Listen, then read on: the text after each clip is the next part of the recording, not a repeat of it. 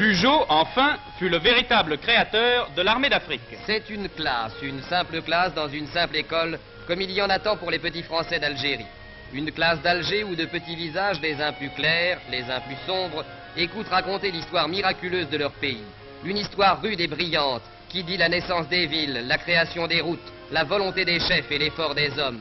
Une histoire d'énergie et de sacrifice, de peine et de gloire. Et la leçon continuerait s'il n'y avait dans la rue, de l'autre côté des murs, l'écho d'une fanfare.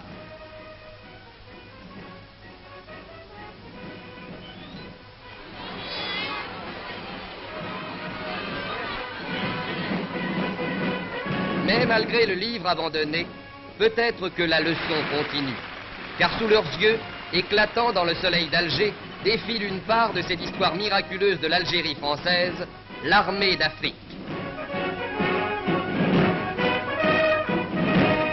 Et d'abord ceux-ci, ce sont les Zouaves, la première unité créée en Afrique, la première, la plus ancienne. Ces drapeaux portent tous les grands noms du 19e siècle. Sébastopol, Magenta, Puebla, Koumié, la Marne. De 14 à 18, 5 de ces régiments ont gagné la Touragère rouge et sa marche fameuse a fait le tour du monde. Leur histoire est une longue histoire, une belle histoire, l'histoire de l'amitié de deux races. Car dès 1831, le général Clausel ouvrait les portes de l'armée française aux premiers volontaires algériens. En 1838, les régiments des Zouaves unissaient dans leurs rangs français et autochtones.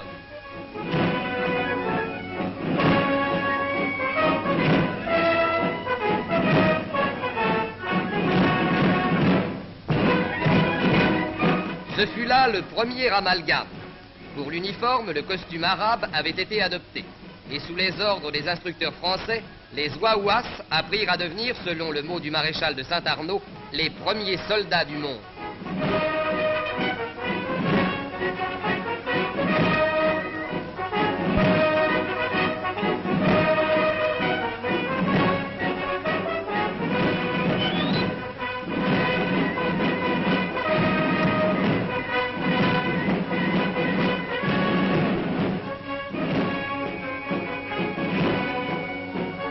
La tradition est maintenue. Si l'uniforme a changé, s'est dégagé du style ancien, les soldats de 1950 gardent toujours les hautes vertus qui firent naître la fameuse parole. Ils s'étaient tenus d'incarner toutes les vertus de l'infanterie française. Ils furent d'inégalables soldats. Et certes, depuis leur création, depuis la Mauricière qui fut leur père à tous, nous découvrons sous l'uniforme pittoresque qui se simplifie peu à peu, illustré par l'image d'Épinal qui était à l'époque le véhicule de la gloire populaire, la magnifique histoire des Zouaves. C'est Malakoff et la guerre de Crimée. C'est Magenta et la guerre d'Italie, Solferino, Melegnano, Palestro. C'est Puebla et la guerre du Mexique.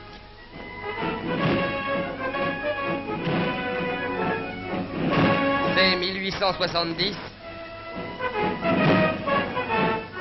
C'est 1914. Partout où la France se battait depuis un siècle, on a entendu le fameux refrain « Pampant l'Arbi, les chacals sont par ici ». Ceux-ci, ce sont les tirailleurs. Leur nouba, où éclate le son de la raïta, est précédé du bélier fétiche qui les accompagne partout. Chez eux non plus n'éclate pas maintenant le luxe ornemental du costume arabe qui fut depuis l'origine leur uniforme traditionnel. Toutefois, le turban drapé autour de la chéchia confirme l'origine spécifiquement africaine de ce corps. Tirailleurs d'aujourd'hui, turcos d'hier, ils défilaient du même pas, portant cette charge écrasante du barda qui pesa jusqu'à 27 kilos.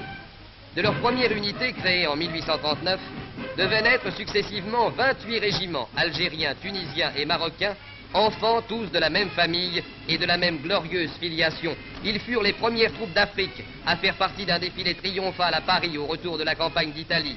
Car déjà depuis longtemps, leur preuve était faite. Ils avaient en Crimée été les héros d'Inkerman. À Solferino, ils avaient attiré par leur bravoure l'attention de Napoléon III. Ils étaient, au mauvais jour de 1870, héroïques jusqu'à la mort à Wissembourg et à Reichshoffen. La suite était dans la même ligne. Tirailleurs couscous étaient pour toujours entrés dans l'histoire de France.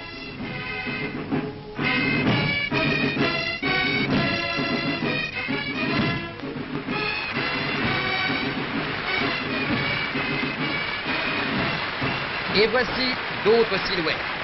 Les spahis. De ceux-là encore, le costume est légendaire. Exception remarquable, en dépit des exigences de la conception moderne, une unité conserve encore l'uniforme arabe dans lequel elle est entrée dans l'armée.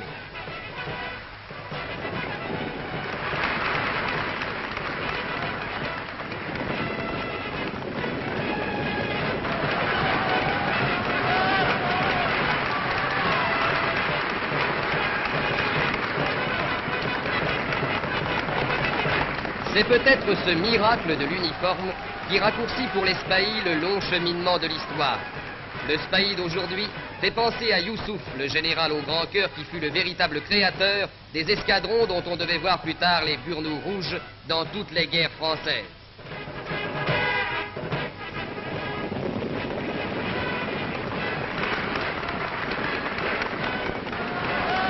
Si ces cavaliers spahis semblent n'avoir pas changé, les transformations de la cavalerie ont totalement modifié l'aspect des chasseurs d'Afrique. La cavalerie d'autrefois s'est peu à peu mécanisée depuis 1918. Les chasseurs d'Afrique aujourd'hui ont pour monture des automitrailleuses et des chars légers.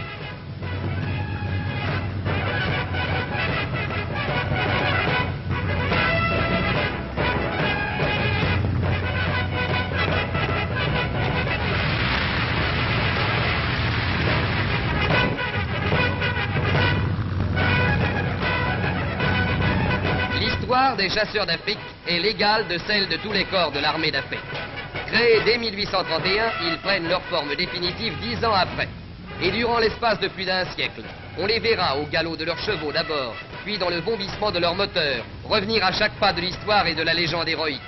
La charge désespérée des escadrons du général Marguerite est encore dans toutes les mémoires.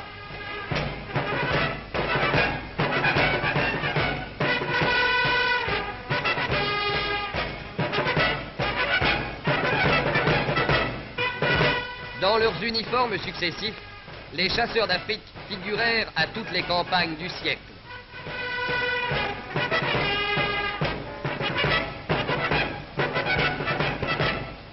On les vit à Solferino, au Mexique. On devait les retrouver à Gravelotte, puis à Charleroi, avant de les revoir en 1940 et en 1944.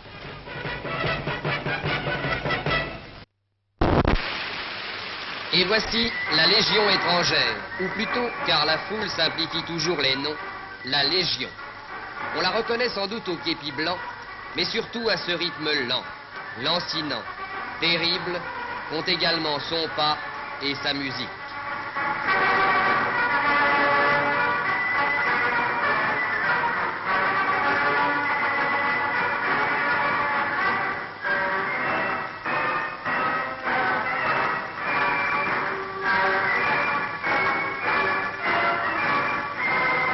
Son berceau, son siège, sa ville, son pays, Sidi Bel Abbès est tout cela à la fois. C'est de cette ville où chaque légionnaire fait un stage à son arrivée et revient entre chacune de ses affectations que la Légion a essaimé à tous les âges depuis un siècle pour toutes les tâches et tous les devoirs, pour tous les pays et toutes les gloires. Car le passé de la Légion est immense et prestigieux. Héritier du premier régiment étranger créé en 1811, la Légion étrangère actuelle doit sa vie à un décret de 1831. Depuis cette date, les hommes à l'épaulette verte et rouge n'ont fait que mériter chaque jour cette apostrophe fameuse du général de Négrier. Légionnaires, vous êtes soldats pour mourir, et je vous envoie où l'on meurt. Voyez-les. Dans l'immense cour de la caserne de Bel Abbès, c'est la fête de la Légion, le jour de Cameron. Cameron n'est qu'un coin du Mexique, où en 1863, un groupe de légionnaires résistèrent jusqu'au dernier. On ne retrouva que des morts. C'est pour cela que l'anniversaire de Cameron est devenu la fête de la Légion. Entre les légionnaires massés, s'avance le plus vieil officier portant sur un coussin la main de bois articulée du capitaine d'Anjou, mort à Cameron avec ses compagnons. Relique extraordinaire et presque troublante, inconcevable ailleurs qu'à la Légion. Une main de bois prise au cadavre d'un soldat. C'est là le trésor de la Légion, le signe même de sa religion du devoir. Et devant le monument aux morts, un simple geste, l'élévation. C'est tout. Là-dessus, un bruit de tambour. Des souvenirs, peut-être. Des espoirs, non. La main d'un mort. Et la devise orgueilleuse et désespérée, Legio Patria Nostra, la Légion est notre patrie.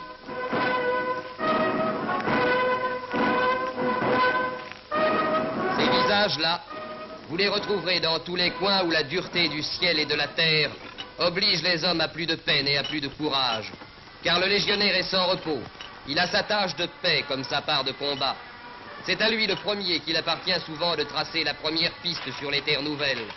Son chantier éternel, sans cesse recommencé, c'est la terre inhumaine, le bled, la solitude, où l'on use les journées à force de travail, la pelle ou la pioche à la main, l'arme à portée.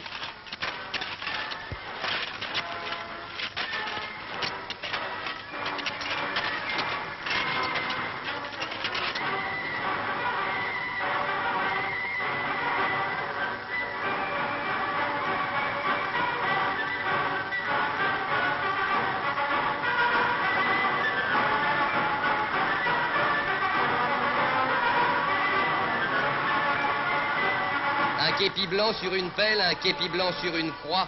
Combien de fois sur les pistes rencontre-t-on ces signes timbrés de la grenade à cette flamme? La Légion a passé là. Et plus loin encore, dans le sud, donnons une pensée aux compagnies sahariennes, dont le jeune étendard flotte sur le sable du désert. Ces compagnies sahariennes, dont le gouverneur général de l'Algérie, M. Léonard, en présence de M. Brune, ministre de l'Intérieur, et de M. de Chevigné, ministre des Forces armées, célébrait récemment à Ouargla le cinquantenaire. L'armée d'Afrique peut aussi être fière de ceux-là, les derniers venus sans doute, les plus oubliés peut-être, qui, pour faire régner la paix française dans les coins les plus reculés, montent la garde autour d'un drapeau au fin fond du désert.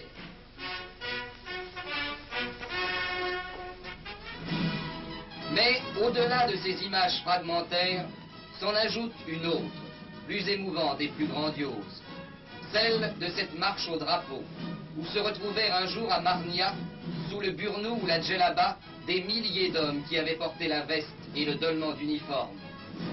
Scandant le pas des régiments, ils sortaient de l'ombre, comme un autre régiment, extravagant et exemplaire. D'âge, ils n'en avaient plus. Les uns avaient fait la Marne et d'autres Cassino, et leur silence était encore une page d'histoire. L'armée d'Afrique, c'est cela, rien que cela, tout cela. Cette union intime que symbolise le monument de Casablanca, cette union scellée dans le sang qu'évoquent sur tous les rivages les deux tombes compagnonnes.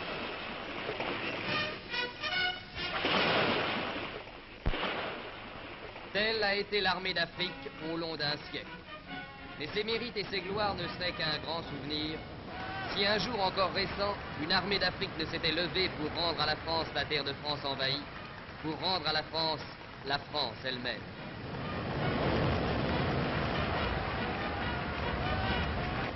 Ce fut dans tous les centres et dans tous les postes une grande journée que celle du départ. Ce qu'ils allaient trouver, c'était la guerre dans le désert, l'étendue infinie et surchauffée, la bataille dans le vent de sable, la lutte avec l'ennemi, mais aussi en même temps la lutte avec la chaleur, la lutte avec la soif.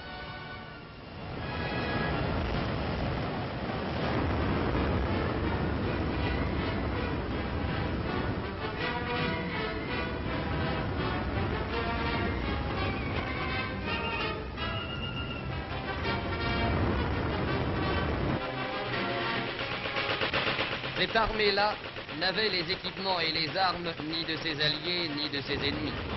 Mais avec son armement disparate et souvent démodé, elle jalonna sa marche en avant de noms qui sont aujourd'hui dans toutes les mémoires.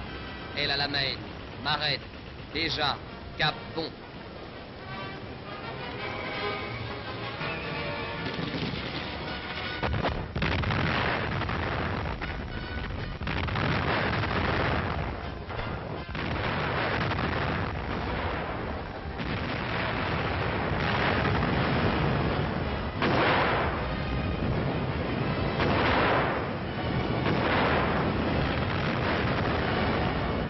Les sables gardent encore souvent les traces de cette bataille. Peu à peu, le sable recouvre les vestiges du combat, engloutit les carcasses de fer comme il a englouti la chair des hommes. Jalons émouvants d'une route qui conduisait en France. Et c'est ainsi qu'un jour de 1943, devant Eisenhower et Giraud, l'armée d'Afrique défila à Tunis.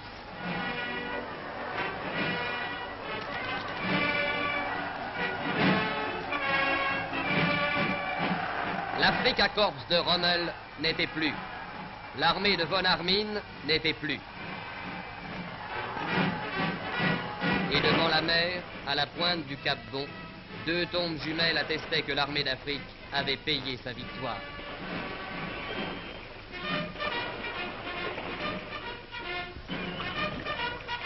L'Italie s'ouvrait, avec ses âpres défilés, sa rudesse rocheuse et pauvre. L'armée d'Afrique, ayant passé la mer, passa les montagnes.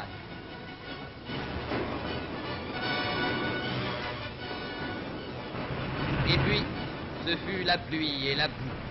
Et l'armée d'Afrique dut marquer le pas dans une glu épaisse qui montait jusqu'au moyeu des camions.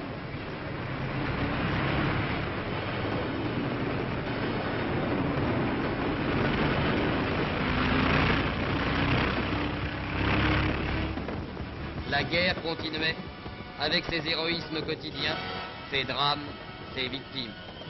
Chaque jour, c'était un nouveau village à prendre ou à reprendre. Chaque jour, c'était un nouvel effort, un nouveau combat.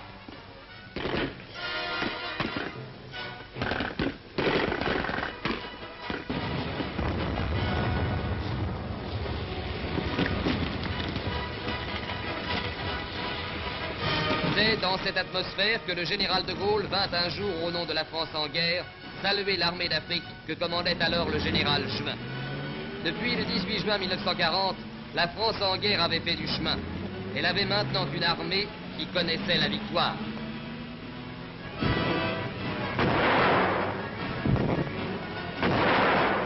La bataille continuait. Depuis des mois, les Alliés piétinaient devant le mont Cassin et l'armée d'Afrique enleva le mont Cassin. Elle ne devait pas s'arrêter là. Rome la vit à son tour, et la ville des Césars, d'où l'ombre du fascisme s'était retirée, devait applaudir à la fois le général Juin et ses troupes africaines.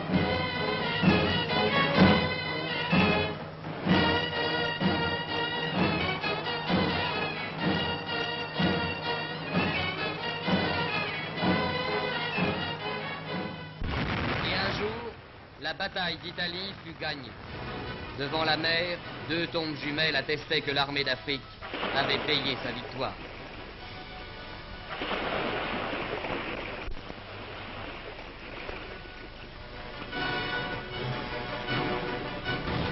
Et puis, ce furent les heures magnifiques du débarquement en France.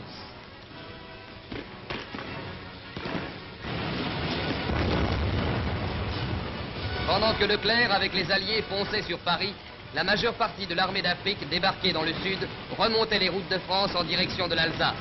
L'armée d'Afrique, à ce moment, était devenue une armée moderne. Quelqu'un, en 1940, avait dit « Les mêmes moyens qui nous ont fait perdre la guerre peuvent un jour nous donner la victoire ». La prophétie s'accomplissait, et c'est à la tourelle d'un char que l'armée d'Afrique retrouva les Vosges et la Mirabelle.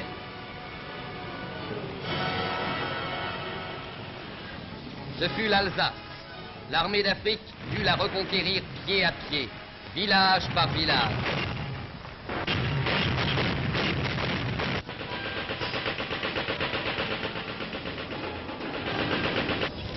Chaque jour fut marqué d'un combat, chaque jour fut marqué d'un pas en avant.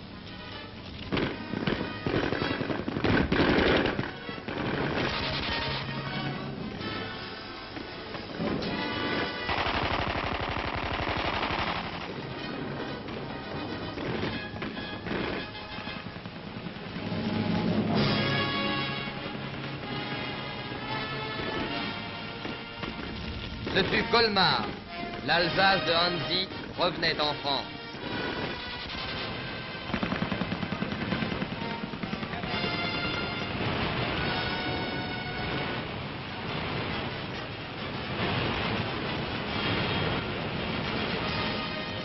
Ce fut Mulhouse.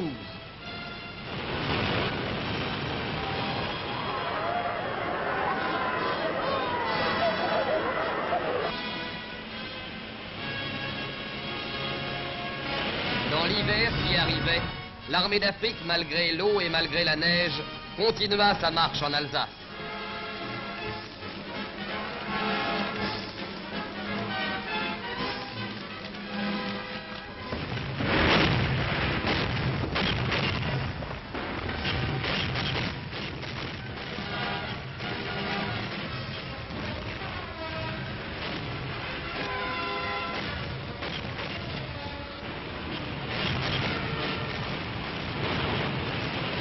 Ce fut Strasbourg, où à coup franc, dès 1940, l'armée d'Afrique s'était fait serment de revenir.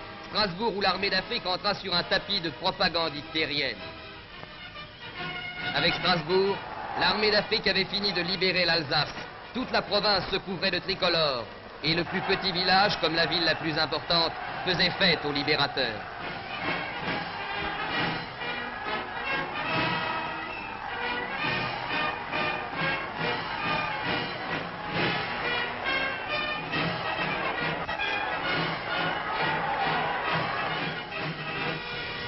Et si l'Alsace était libre, la guerre n'était pas finie. Et le Rhin traversé, il restait encore pas mal de chemin à faire pour parvenir à cette victoire totale qui ne se gagne que dans les capitales. La forêt noire est en Allemagne le pendant des Vosges, avec les mêmes sapins et les mêmes escarpements. La guerre était toujours la guerre, avec ses surprises, ses hasards, ses misères. Mais maintenant, elle se déroulait en Allemagne, et dès lors, elle avait changé de sens.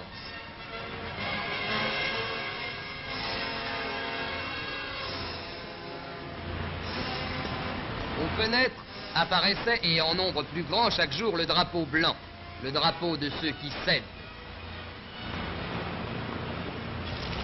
Stuttgart s'ouvrait en flammes.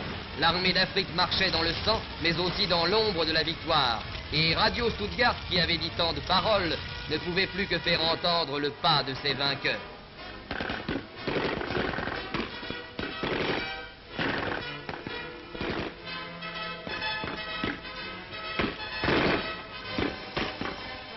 Ce fut un jour l'entrée dans Nuremberg où s'était forgée l'âme du nazisme.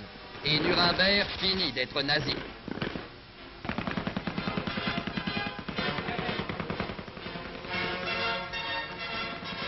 Ce fut enfin un jour de 45 le bout de la route, Berchtesgaden, où Hitler avait conçu ses songes démesurés. Le nid d'aigle, d'où était partie la foudre, allait redevenir une simple station de montagne. La guerre était finie. La France était redevenue la France et Paris applaudissait. Il applaudissait cette armée qui, partie d'Afrique, était allée jusqu'au fond de l'Allemagne et rentrait victorieuse. Il applaudissait ces hommes de deux races, fondus dans le creuset d'une vie commune et fondus encore au feu des batailles communes. Il applaudissait l'armée de la victoire, et l'armée de la victoire, c'était pour beaucoup l'armée d'Afrique.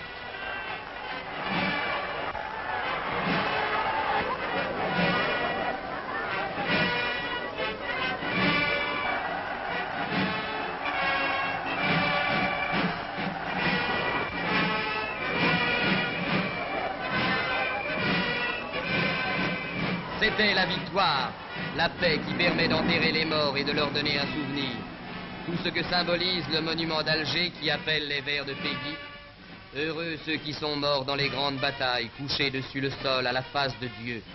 Heureux ceux qui sont morts sur un dernier haut lieu parmi tout l'appareil des grandes funérailles. Heureux ceux qui sont morts pour une juste cause. Heureux les épis mûrs et les blés moissonnés. Le deuil et la gloire, l'histoire et la légende, tout ce qui a façonné en 100 ans la fraternité d'armes chez deux races héroïques, l'armée d'Afrique.